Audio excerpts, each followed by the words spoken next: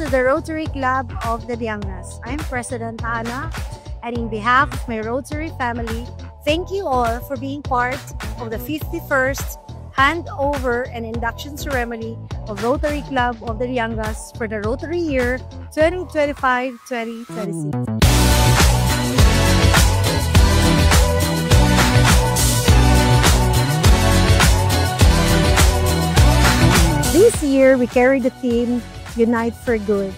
With heart and shared vision, we look forward to creating an impactful year for the year 2025-2026.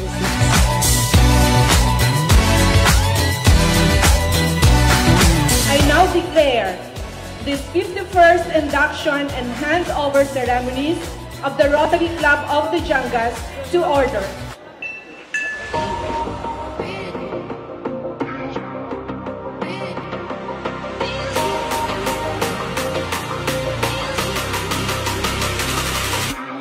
This is a celebration of legacy and leadership, of vision and values, of Rotary in action. So smile big, clap the loudest, and let's make this night unforgettable.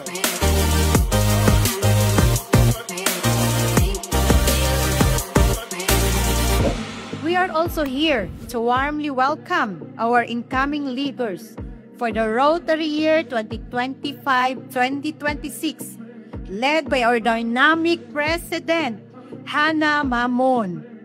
This new chapter brings with it renewed hope, fresh ideas, and the shared passion as we celebrate tonight in elegance and fellowship. May this event inspire us to deepen our connections, elevate our purpose, and recommit ourselves to service above self.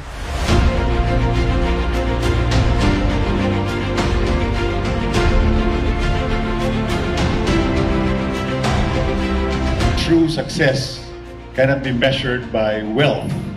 It can be instead measured by your positive impact on others. Increasing our impact has always been the #1 strategic priority of Rotary. The only way for us to increase our impact is to also expand our reach. And if we want to expand our reach, we have to grow Rotary.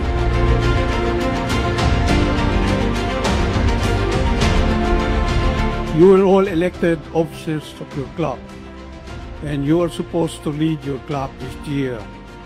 Are you ready to lead you and guide your club this year?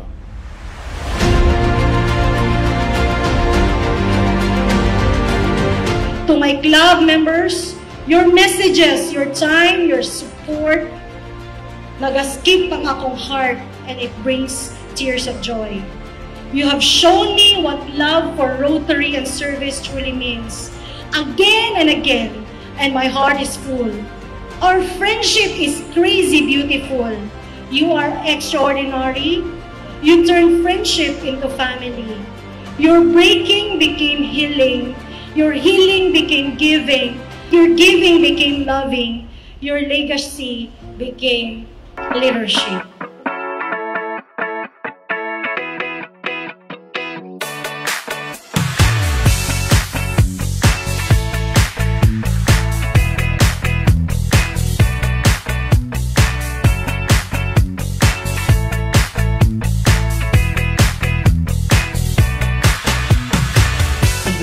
The love and pride in my heart, I introduce to you my hero, my role model, and your new Rotary President, the best mom in the world, Hannah Miranda Mamon.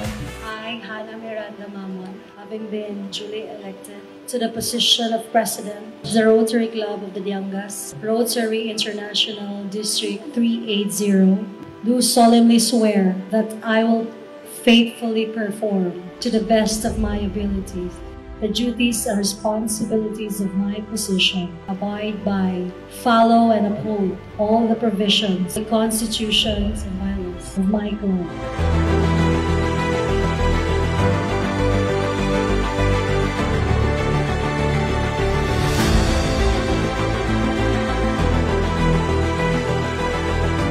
just remember, behind every great president is a past president silently cheering you on. Congratulations, President Hannah.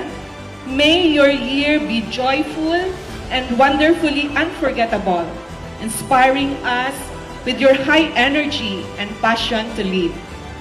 Now go, make magic, and unite us all.